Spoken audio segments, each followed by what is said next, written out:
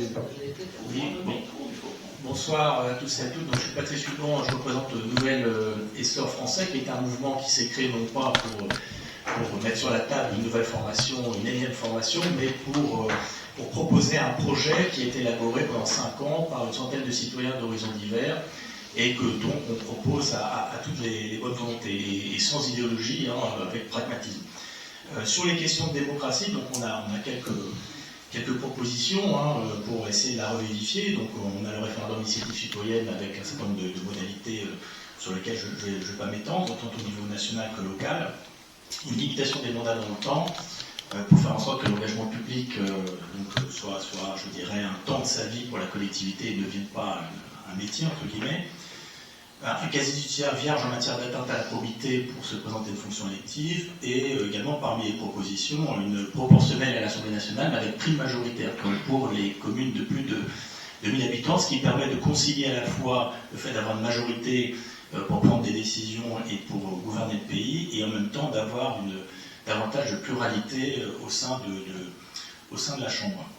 Et je voulais insister aussi sur une proposition et sur un sujet dont on ne parle pas beaucoup, c'est l'inversion du calendrier. Parce qu'aujourd'hui, de notre point de vue, le fait que la présidentielle soit l'élection phare en France, qui est d'ailleurs assez surprenant, enfin en tout cas assez original par rapport aux autres démocraties, ce qui fait que les partis politiques qui devraient être des laboratoires d'effets qui se présentent aux élections sont de plus en plus des écuries à individualité, pour ne pas dire des écuries à égaux. Donc si vous permettez l'expression, c'est un peu le concours de beauté permanent, et ce qui fait que les partis politiques ne bossent plus vraiment, puisque de notre point de vue, l'élection phare devrait être les élections législatives, où, comme c'est le cas dans la plupart des démocraties, eh bien vous avez des majorités sur la base d'un projet qui, je dirais, qui a la main sur le guidon.